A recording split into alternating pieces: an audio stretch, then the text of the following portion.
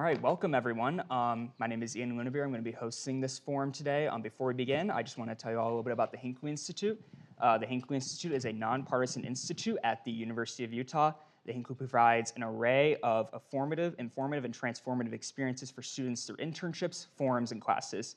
The Hinckley Forum series seeks to foster public discourse and civil debate on the most current and pressing issues, bringing local, national, and international thought leaders together.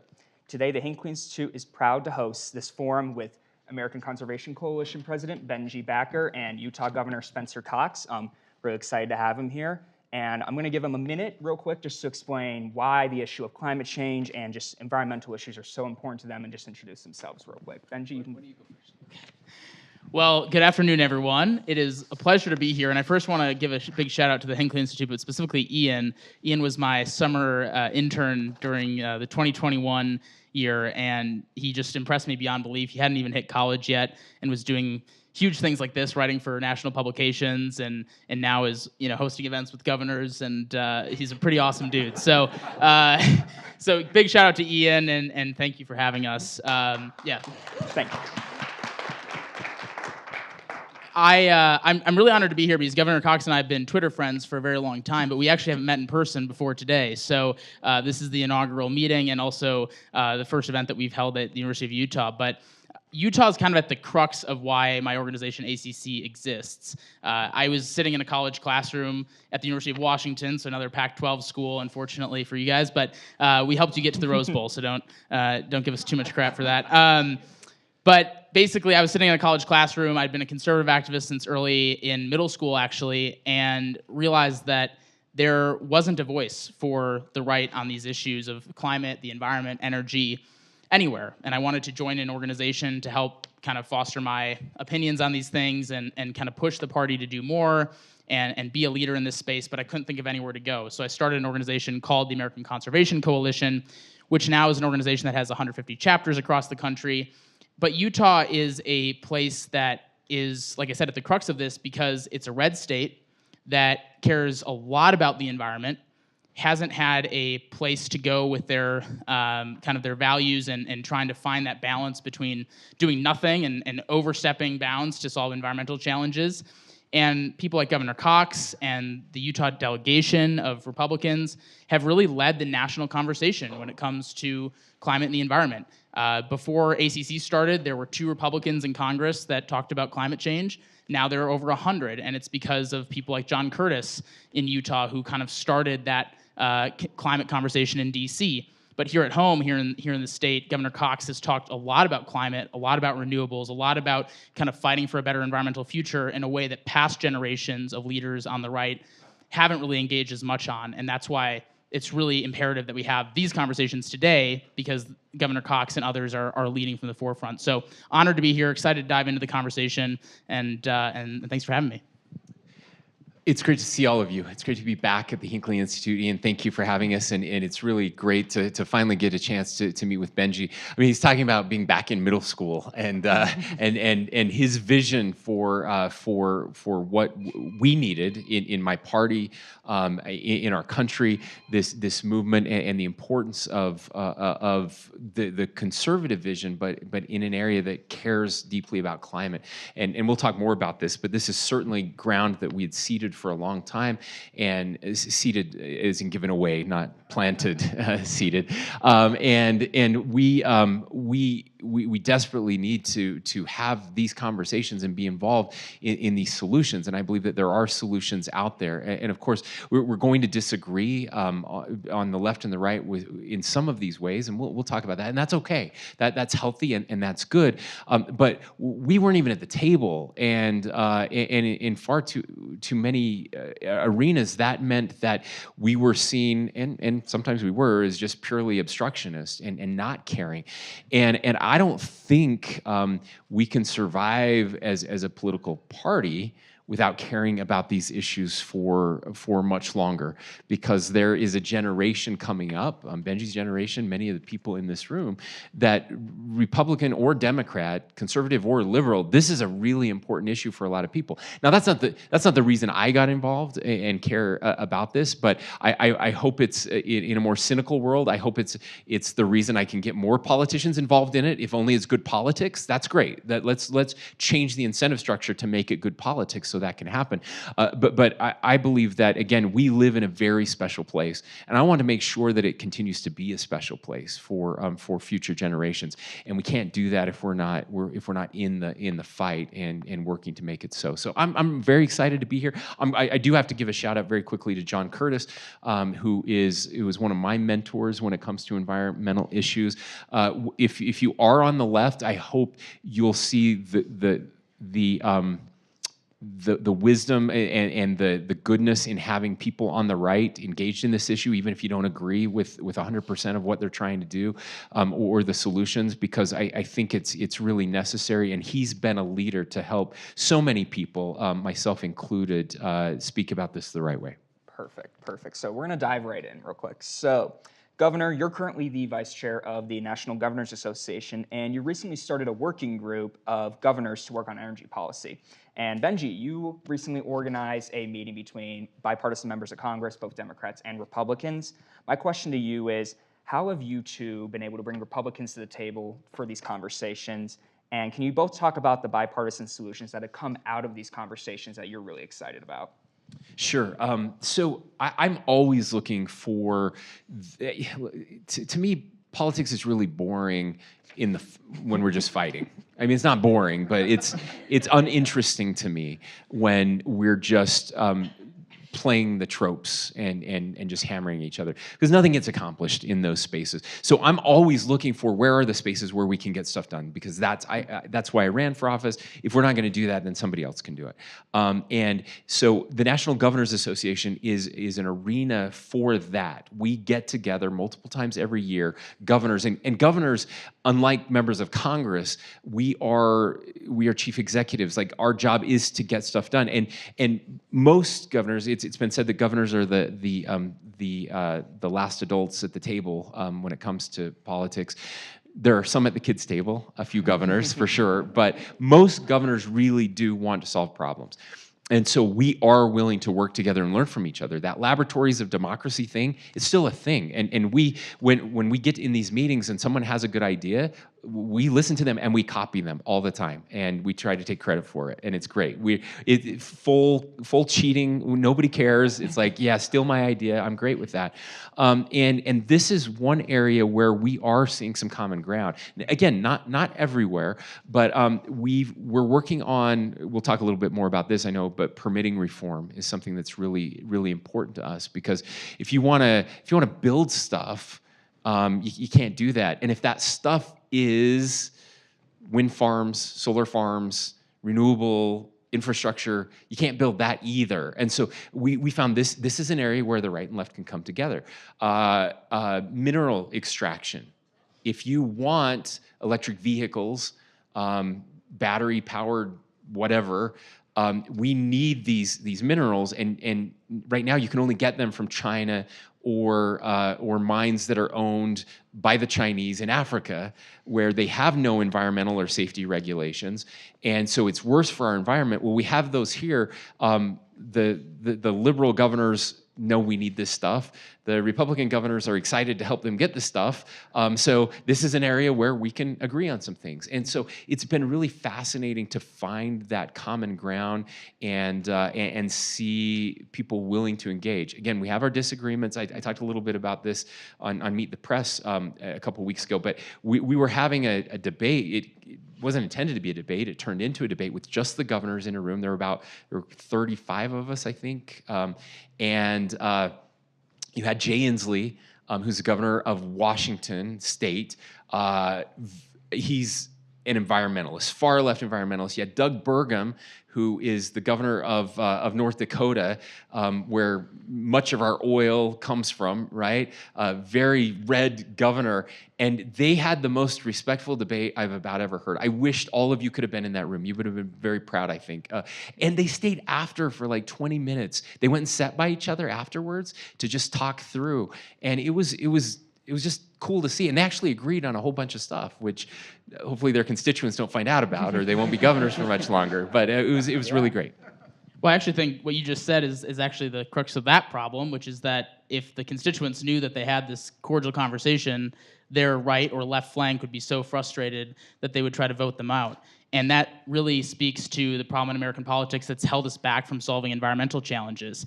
When I started ACC, I really thought there was a generational gap on the environment. I thought older people on the right didn't care and younger people on the right did care.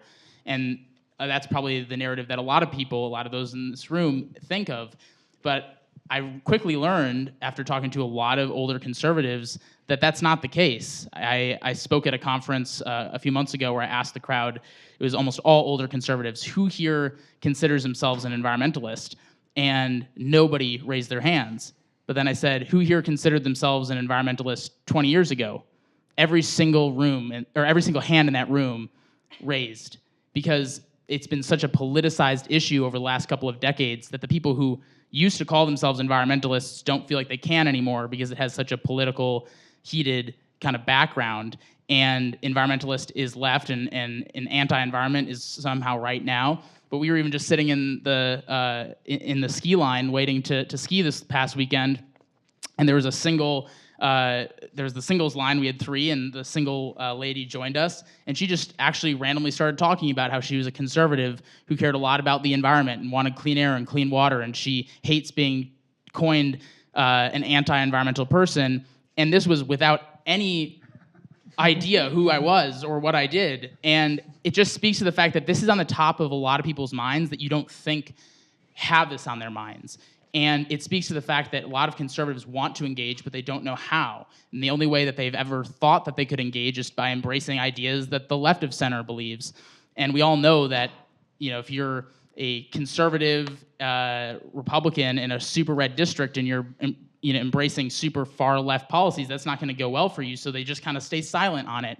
And that's the whole point of why we need to have these conversations, is because you're exposing Republicans and conservatives to the fact that they have a lot of policy ideas that can work within their values. There's a way to protect the environment without growing the size of government substantially. There's a way to protect the environment without harming the economy. There's a way to protect the environment by putting American interests at the top of the priority list. There's a way to do all of that, but until recently they didn't know that there was a way of doing that. And that's really where the problem has come up. And I think when I think of how we've brought Republicans and Democrats to the table, we held a dinner with 3 Republicans and 3 Democrats in Congress before the election in October of this past year. They skipped out on political fundraisers and all sorts of other important things for this dinner. And the reason that they did that was because they wanted to find common ground. John Curtis is one of those members. And they walked in thinking, we don't see eye to eye on any of this stuff. They hadn't talked to each other ever before, and they walked out of the room becoming really close friends because they realized, similar to Jay Inslee and the North Dakota governor, that there was a lot more common ground than they thought. And I was asked afterwards, kind of, how did you put this dinner together, like during an election season when Republicans are about to take over part of Congress and it's just going to be the split Congress, there's going to be no chance for action, you should just kind of give up. And I said, well, because I tried, because there are a lot of people who want to do the right thing. And unfortunately, we reward in this social media kind of war culture that we reward the Ted Cruzes and Bernie Sanders for going on and having these heated debates where they inherently are supposed to be the opposite of each other because that's what sells in the media. And then people like Governor Cox or John Curtis or Dean Phillips, the Democrat who held that dinner, no one knows who they are because they're actually trying to find solutions. And I think that there's a lot more common ground out there if we actually look at the problem, look at who wants to be at the table, and actually convene those people. Yeah, perfect. All right, so Governor, you kind of already touched on this a little bit, but you both have been pretty outspoken about wanting to see some reform done to permitting, specifically NIPA. Can you both talk about what you'd like to see done ideally if we were going to do some permitting reform in Congress? Yeah, sure. So this is a big deal. Again, the NEPA reform, especially on public lands, and we're a public land state, it can take us, so common ground, the transmission lines. That's one where I found Republicans and Democrats all agree that if we're going to expand the grid, if we're going to be driving more electric vehicles, we have to increase the number of power lines. And to do that, you have to cross either private land or public land. In Utah, it's mostly public land. In our East Coast states, it's private land. And I found governors, blue state governors were very frustrated about this. Red state governors were very, very frustrated about this. It can take us 10 to 12 years to get the permits we need going through the NEPA process. Now, NEPA was a well-intentioned law that was that was passed back in the 70s, and that served a purpose. And the idea was that when you're going to do some of these big infrastructure projects, especially on public lands and using public funds, you've got to look at all the different alternatives. But it also it empowered groups to sue the government to really slow things down, and it's been weaponized just for that, and it's made it impossible to do just about anything. I will tell you, I was also in the White House a couple times 2 weeks ago, and on both occasions when I met with the president, he talked about permitting reform. Congress just passed this big infrastructure bill where they want to build roads and bridges and fix things and build electric infrastructure and renewables, and he's very frustrated because the laws that have been set up to protect the environment are now making it impossible to do the things that we know are going to help the environment. And this is very uncomfortable for people in his party and people in his administration, because I've never heard him say those words before, that we desperately need permitting reform.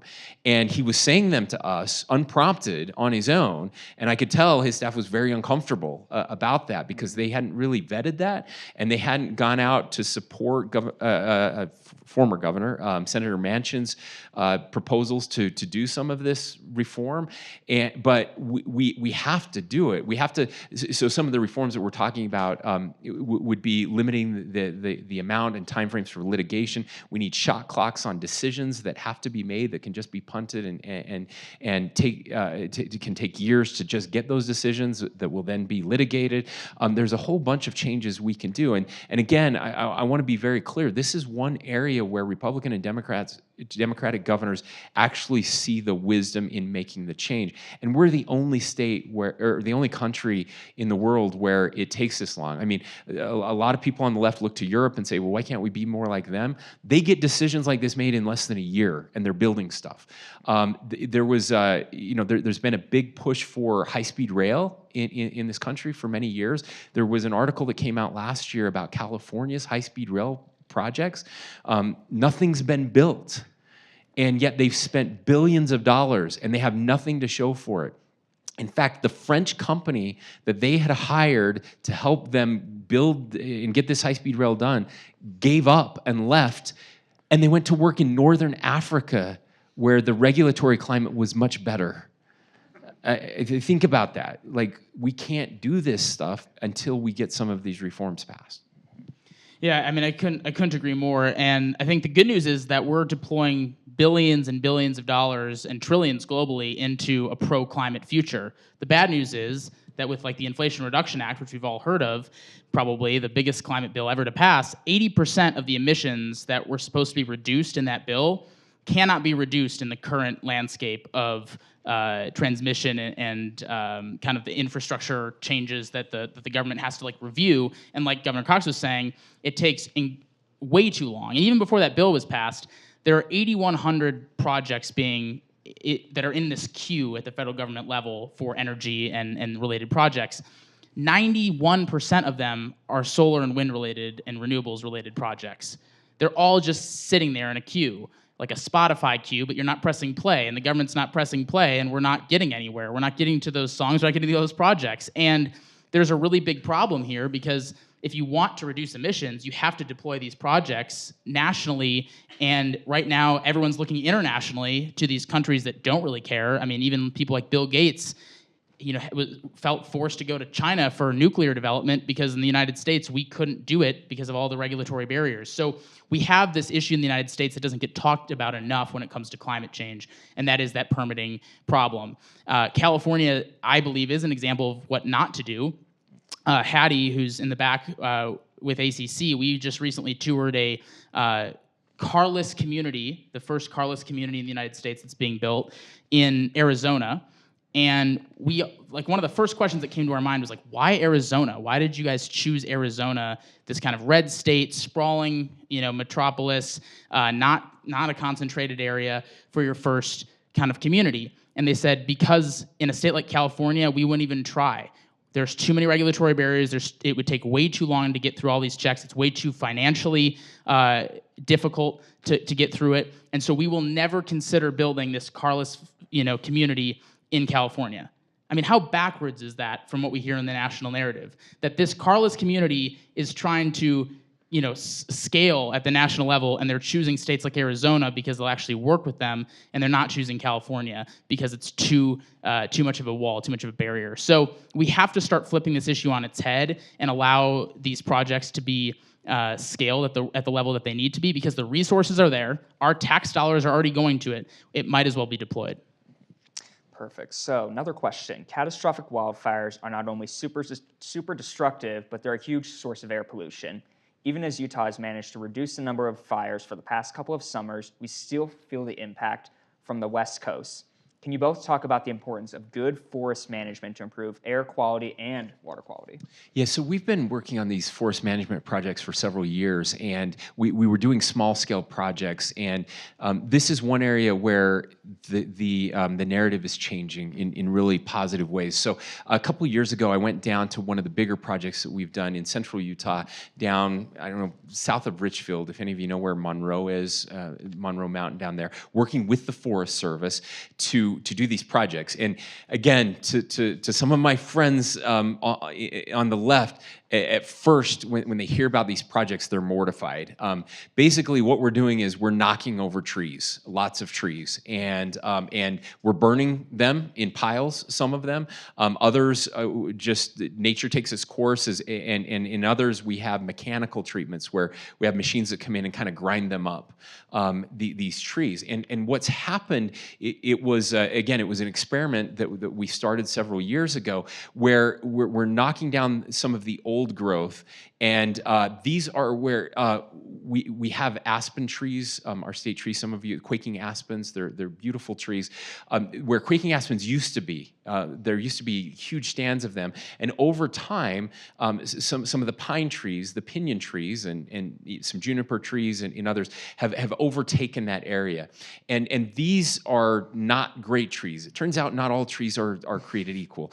These use a lot of water, and they destroy everything underneath them, so there's no undergrowth, and they become fire hazards. So what's happened is, because they showed me, it was really cool, from one of the trees that they'd cut down, they could tell how many times the forest had burned over the course. And this tree was like 300 years, 400 years old, something like that, okay? So they could in the first 200 years of this tree's life, there were fires that came through on average about every 14 years, 15 years. So these would be lightning-caused fires. I mean, this is 400 years ago.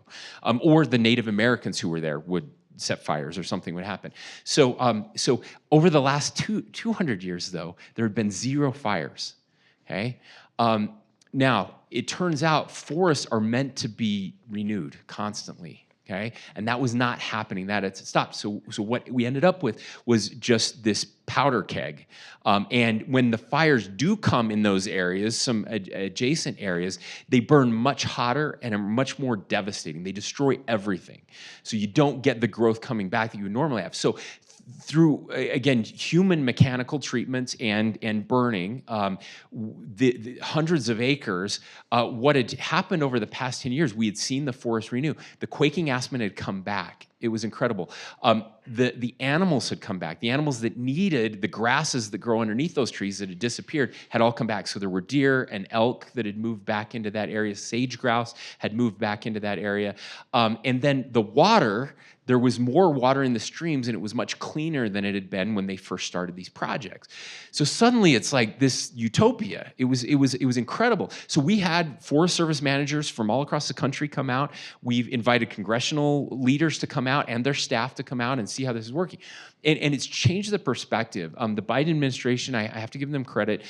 They're working with us now, working with Western states on doing more of these projects and bigger projects. Again, the problem is you have to go through the NEPA process to get approval for these. So it can take a decade just to get approval to do the things that we know works. And so we're starting to work with them on categorical exclusions where they can do hundreds or even thousands of acres under one NEPA process, so we don't have to do them in bunches. But my two of my favorite things happen over the past year and a half. The governor of Oregon, Kate Brown, before she was done this last term, I remember in a call we were having, she said, we've got to do more to support the logging industry in Oregon, which is not something I ever expected to hear from Kate Brown, because she understood that they could do this responsibly in a way that, again, prevents wildfire, and makes the forest stronger. And then Governor Newsom as well was talking about how they needed to do these treatments on their lands because of these catastrophic wildfires. And here's the last part I want to say is, all of the environmental work, all of it that California has done since the 70s, and it's a lot to clean up their air, all of that was undone in one summer with the catastrophic fires that they had. The amount of pollution that was put into the air during those fires counterbalanced everything else they had done over that time. And where did a lot of that smoke come?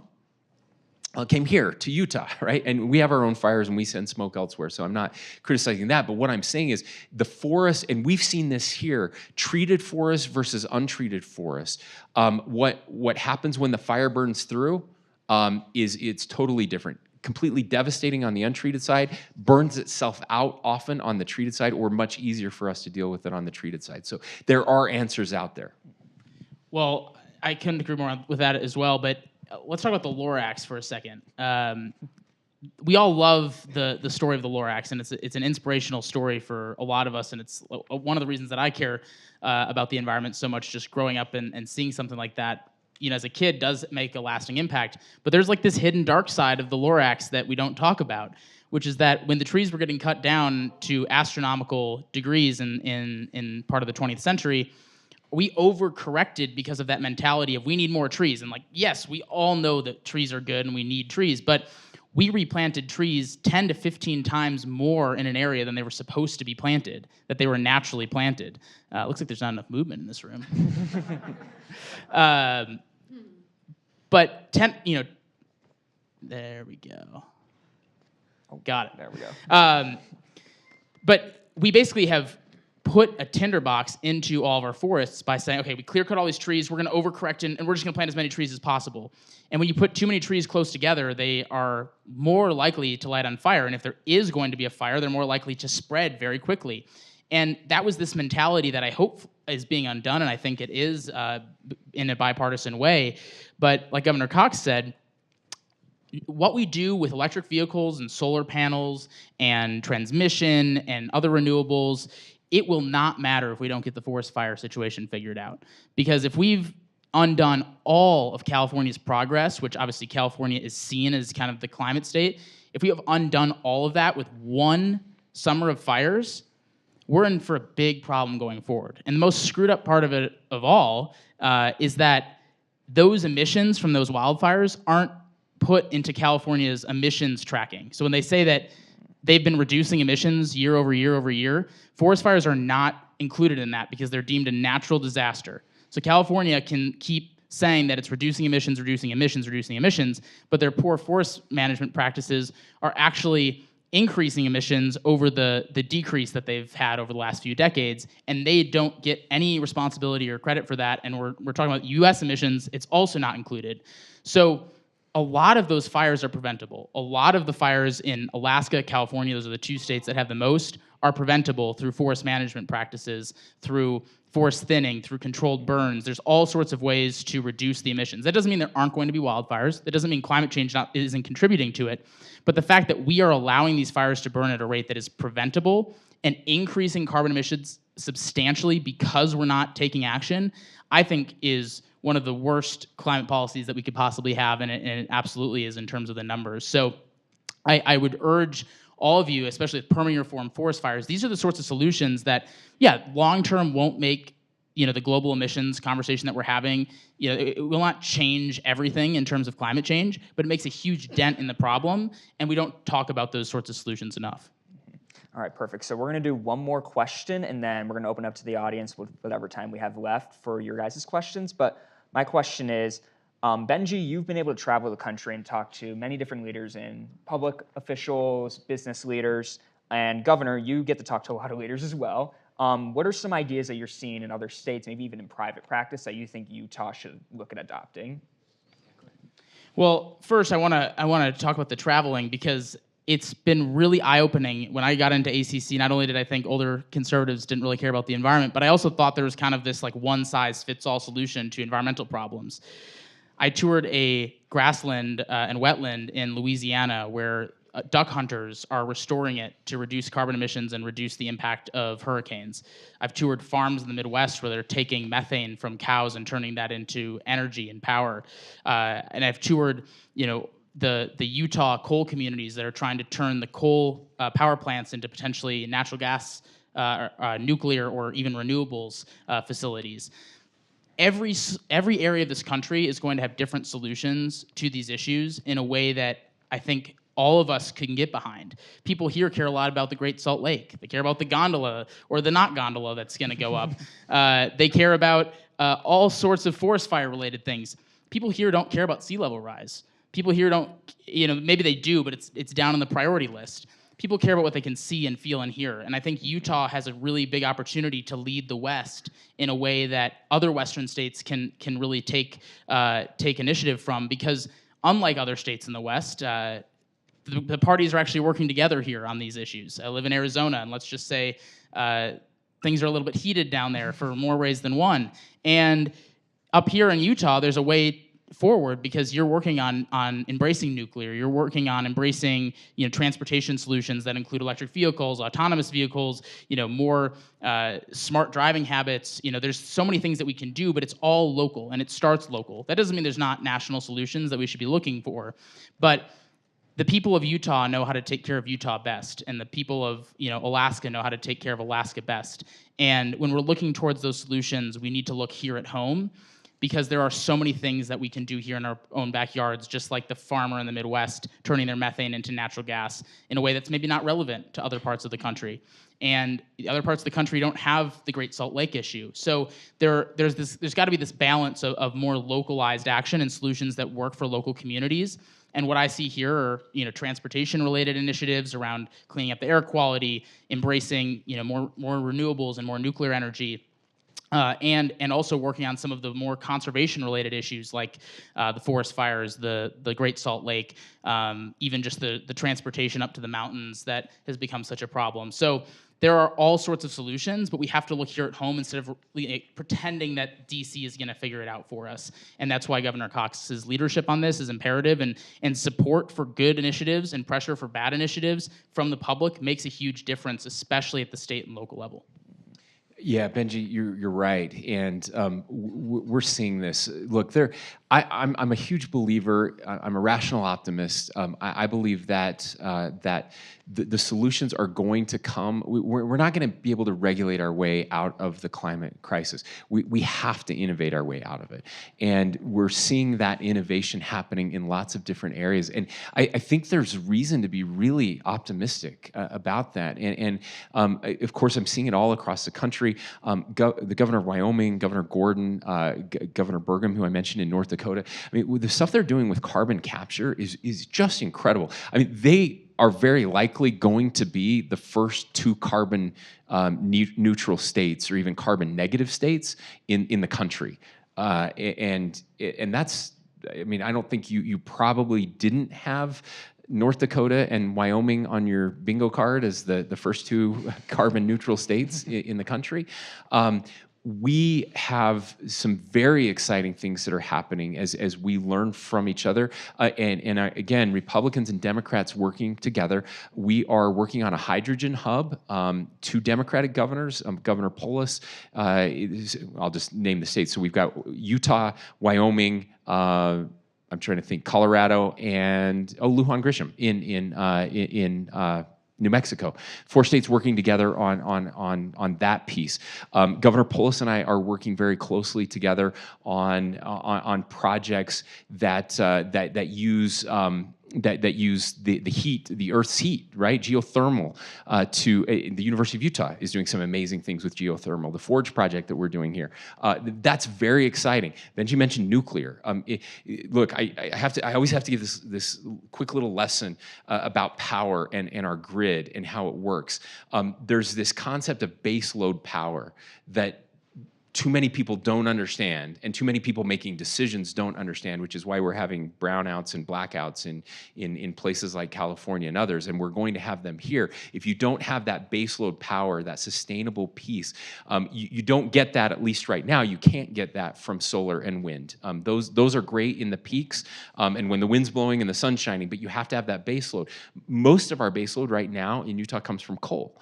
And again, bad policy, and California's bad air, bad models, this good neighbor policy, where the federal government is going to try to shut down all of our coal plants, or many of our coal plants, before we've been able to transition into this baseload power.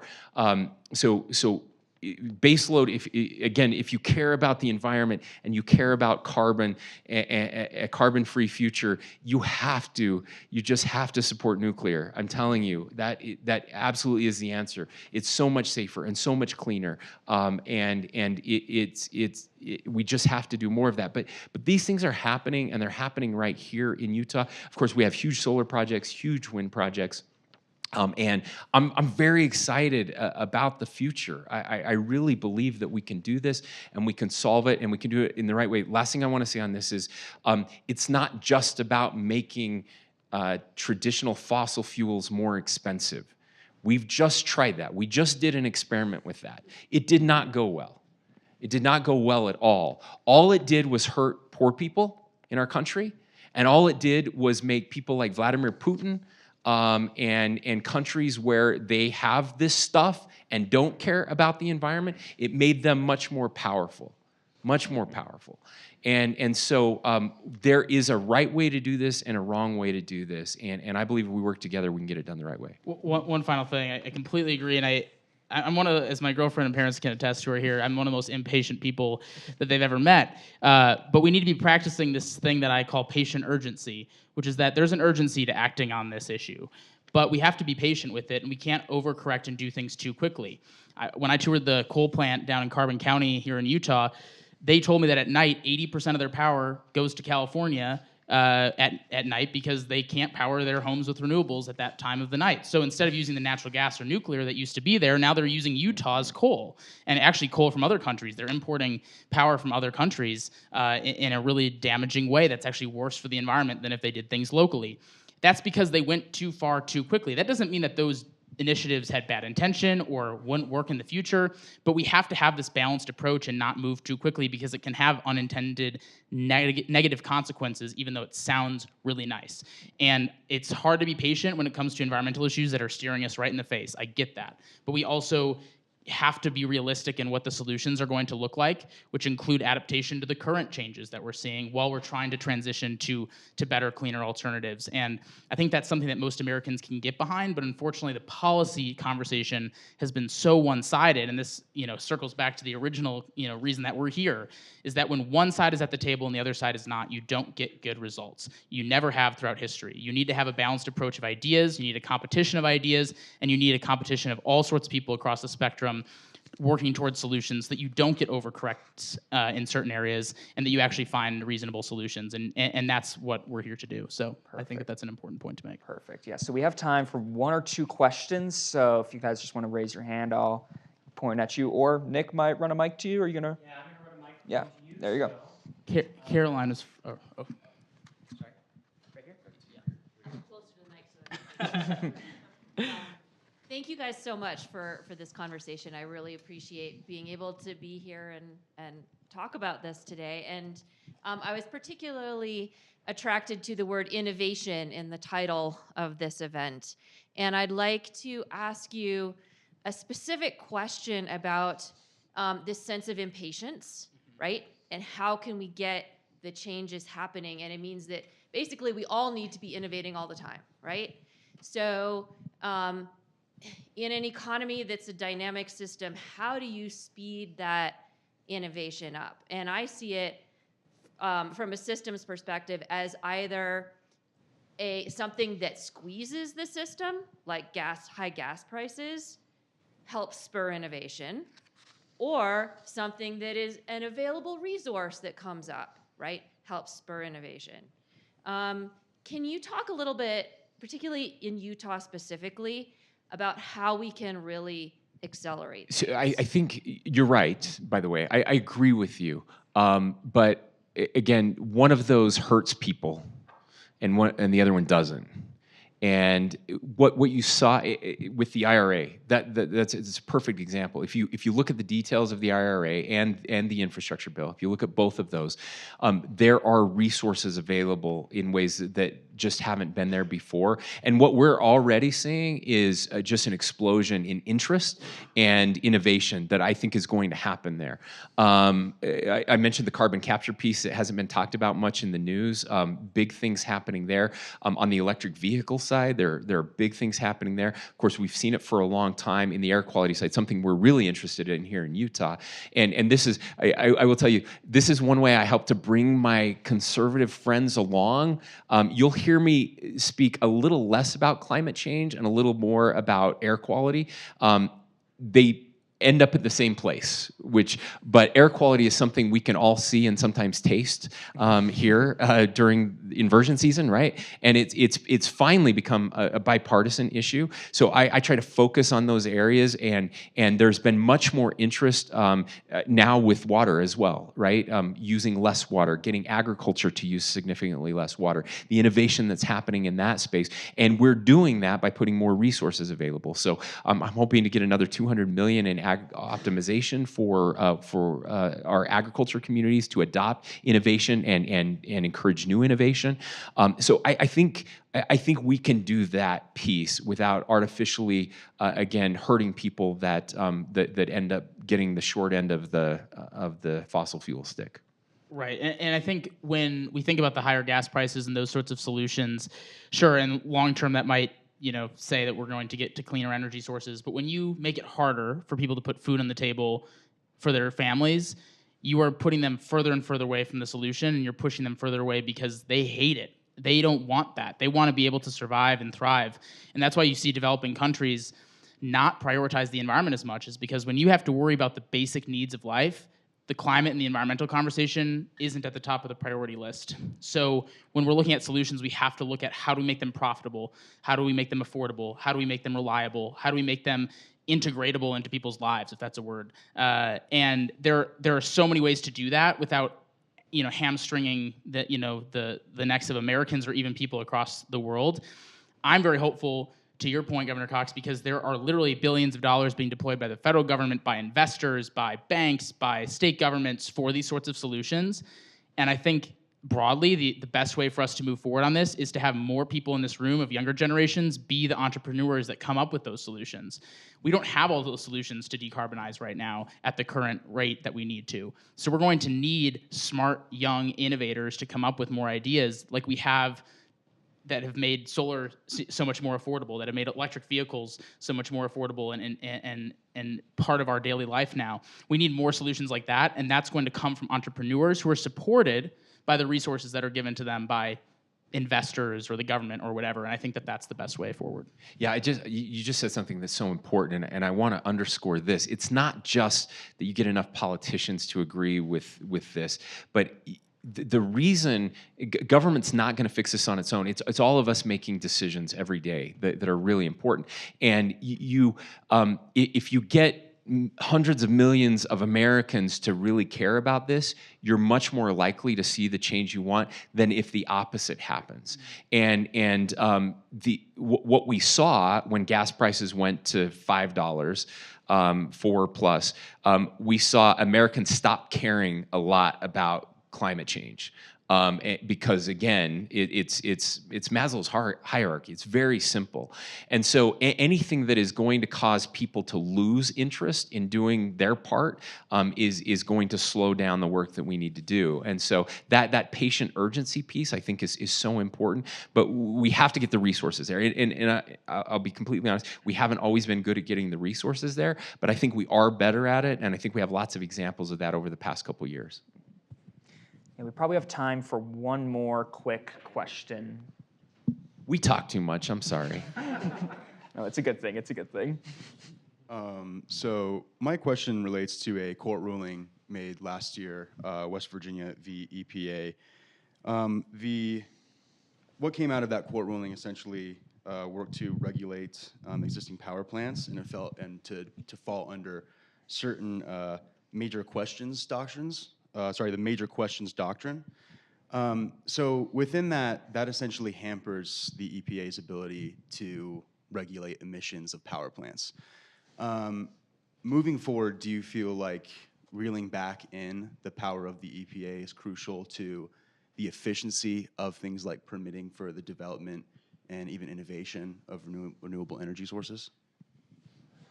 Well, that's a really good question. I really appreciate that, because it is the role of the EPA is, I think, one of the most important questions we have going forward. When the EPA was created, and I was lucky enough to have the first EPA administrator, William Ruckelshaus, as a mentor of mine before he passed away a few years ago, he created that agency with Richard Nixon to be a supporter of local environmental problems that needed national attention. Now the EPA is seen as a place where it's a one-stop shop for a laundry list of items, and we're trying to do everything and anything to solve national environmental challenges without even really any local insight or involvement whatsoever. So when you make those blanket kind of statements, which the EPA has made about a lot of different things like coal power plants, it might be possible to do that sort of solution in West Virginia, but maybe it's not possible in Arizona or Utah because of the way that the coal plants are in those areas. And I would love to see the EPA continue to be a strong agency for the United States, which is probably a non-conservative popular opinion. But I would like it done differently, because I think that we have to, like I mentioned earlier, it has to be a locally focused agency as much as possible, and a supportive agency instead of always kind of at people's throats, because people don't respond well to that. And a coal plant and the economic impact and the environmental impact of a coal plant in Utah is strikingly different than that in West Virginia, and to put the same rules on all of them is really actually a difficult thing that, like we talked about earlier, could very much backfire. So I think it has to be a reshuffling of how we view the EPA, instead of kind of like this stranglehold agency that's going to tell everyone what to do all the time and make these blanket statements. Try to go in and do things in a way that is relevant for different communities. And the best part is it still has that structure in a way that could be utilized. There are regional EPA administrators. They're just not leaned on at all. They're not talked to at all, and they're not involved in these conversations. And I think if you started to do that, you'd find a lot better decisions where it wouldn't be seen as every time we're doing something around the EPA, we're either rolling it back under a Republican administration or creating new regulations under a Democratic administration. And that back and forth of undoing everything and redoing it is not helpful for anyone. Yeah, I agree. And the EPA is an interesting place right now. Just this one-size-fits-all, these mandates that the EPA puts out, they're just unworkable. I'll give you a great example of this. Governor Polis, in a very blue state governor, is fighting the EPA right now. I'm fighting the EPA right now because of ozone that's coming out of California. Our models show it. His models show it. They're trying to hold us accountable for the ozone that's going into Colorado, even though we know it's coming from California. The EPA kind of knows it's coming from California, but they don't care. And now he's also being held accountable for some of the ozone that's coming from California. And it's so now you have red states and blue states, and the one thing we agree on is the EPA is out of control and making some mistakes. So that's not healthy. It's also just not great to have these types of agencies making decisions that should be in the purview of the Congress. Now, I know why they're doing it, because Congress isn't getting much done, but that's not a good enough reason, and so that's why the stuff that Benji is doing is so important. And I'll just finish here, because we do need Congress to do their job. We really do. We need them to come together and work on these issues together instead of unelected bureaucrats. But if there is enough support in red states and blue states, then again, not just the government doing their piece, but we see this with businesses now. Businesses are making decisions that I never thought they would make, because they're responding to the market, right? And that's a really good and positive and powerful thing. Markets have the ability to change much quicker, in much bigger ways than government. Government is slow, methodical. It was designed to be that way. We had a king once. We didn't like it. We got rid of it. So now we have all these, we've got 435 people in one branch of Congress, and they all think something different, and they're not talking to each other. And it's not great, but that's the design. That's what we get. And so, so helping them come together, which is what Benji is doing, is going to make a huge difference. Perfect. Well, that's going to conclude our forum. Thank everyone for attending. We might still have some pizza out in the back, so if anyone wants some pizza, go get some of that. And then if anything they said today interests you, you can check out Benji's organization. They have a table right there in the back. Hattie and Brooklyn are going to be there, and they'd be happy to tell you a little bit about it. And I think, Benji, you're going to stick around at the table too, maybe? Yeah, I'll stick around, but I also just want to say thank you for Governor Cox again for being here. Not a lot of Republican governors would sit down on a whim to talk about these things. That is actually a bigger deal than you might think it is, and obviously has a lot of solutions in his back pocket as well. And everyone for sitting down and listening to this. These are the sorts of conversations in rooms that we need to be filling more often, and really appreciative of you guys being And here. I apologize that I can't stick around. I've got a legislature who is only meeting for 4.5 more days, and I have to get back and make sure they're not breaking anything. So, so we love them. We love all of them, some more than others. But thank you. Thank you so much for being here.